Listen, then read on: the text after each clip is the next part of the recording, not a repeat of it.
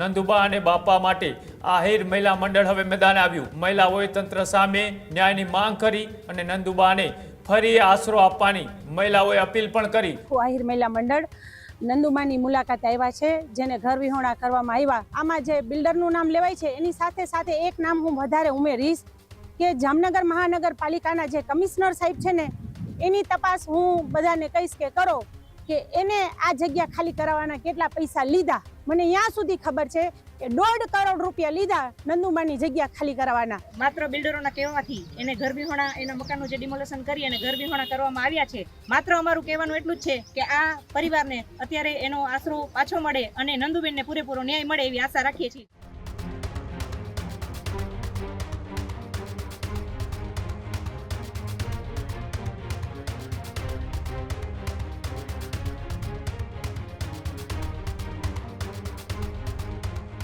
જે રીતના એ જામનગરની અંદર ડિમોલેશન કરવામાં આવ્યું હતું। જામનગરમાં જડેશ્વર પાર્ક ડિમોલેશન બાદ મોટો વિવાદ સર્જાયો હતો। નંદુબા અને નારાયણ બાપા ઘર વિહોણા બન્યા। ઘટનાને લઈ જામનગર શહેરમાં ભારે ચર્ચાઓ પણ થઈ। નંદુબા અને બાપા માટે આહિર મહિલા મંડળ હવે મેદાને આવ્યું। મહિલા આગેવાનોએ નંદુબા સાથે મુલાકાત કરી। મહિલા મંડળે કડક શબ્દોમાં એ તંત્રનો છે તે વિરોધ પણ નોંધાવ્યો। મહિલાઓએ તંત્ર સામે ન્યાયની માંગ કરી અને નંદુબાને ફરી આશરો આપવાની મહિલાઓએ અપીલ પણ કરી।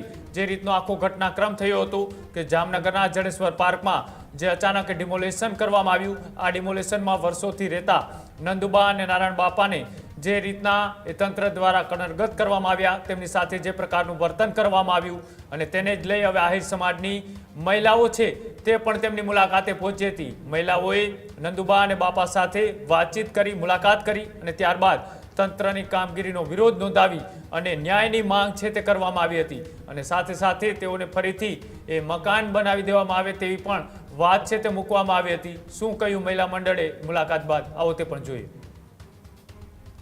આજે અમારા મહિલા મંડળના પ્રમુખ વિંજીબેન ભાદરકાની આગેવાની હેઠે અમે આખું આહિર મહિલા મંડળ નંદુબાની મુલાકાત આવ્યા છે, જેને ઘર વિહોણા કરવામાં આવ્યા અને જેના કહેવાથી ઘર વિહોણા કરી અને અમારા જે સમસ્ત આહિર સમાજે જે નિર્ણય લીધો એની સાથે અમે સહમત રહી અને આજે નંદુમાને અમે સપોર્ટ કરવા માટે આવ્યા છીએ અને નંદુમાને ન્યાય મળે એ બધી પ્રક્રિયા તો થાય છે અને થઈ રહી છે। પણ આમાં જે બિલ્ડરનું નામ લેવાય છે એની સાથે સાથે એક નામ હું વધારે ઉમેરીશ કે જામનગર મહાનગરપાલિકાના જે કમિશનર સાહેબ છે ને એની તપાસ હું બધાને કહીશ કે કરો કે એને આ જગ્યા ખાલી કરાવવાના કેટલા પૈસા લીધા અને એને સસ્પેન્ડ કરાવો ને ત્યારે મેન આપણી મોટી જીત થઈ છે। કારણ કે સૌથી વધારે પૈસા છે ને જામનગર મહાનગરપાલિકાના કમિશનર જાતા છેલ્લે મને ત્યાં સુધી ખબર છે કે 1.5 કરોડ રૂપિયા લીધા નંદુબાની જગ્યા ખાલી કરાવવાના। એટલે કમિશનર સાહેબને પણ સસ્પેન્ડ કરાવવાની મારી માંગ છે અને પછી જ્યાં મારો સમાજ જે નિર્ણય લઈને એની સાથે હું છું। નારી કો મત નીંદીએ નારી રતન કી ખાણ, નારી સે હી નર હુએ ધ્રુવ લાલા સમાન। અમે લોકો જામનગર આહિર મહિલા મંડળમાંથી અત્રે ઉપસ્થિત થયા છીએ। મોટી સંખ્યામાં બહેનો હાજર છે। અમે નંદુબેન અને નારાયણ બાપાના સમર્થન અને આશ્વાસન આપવા માટે અહીં આવ્યા છીએ।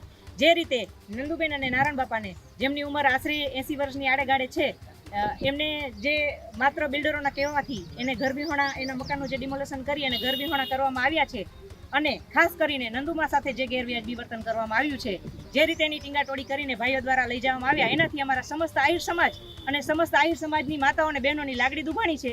માત્ર અમારું કહેવાનું એટલું જ છે કે આ પરિવારને અત્યારે એનો આશરો પાછો મળે અને નંદુબેનને પૂરેપૂરો ન્યાય મળે એવી આશા રાખીએ છીએ। જય દ્વારકાધીશ। હજુ સુધી તમે અમારી ચેનલને સબસ્ક્રાઇબ નથી કરી તો અત્યારે જ ન્યૂઝરૂમ ગુજરાતને સબસ્ક્રાઇબ કરો, ફેસબુક અને ઇન્સ્ટાગ્રામ પર ફોલો કરો।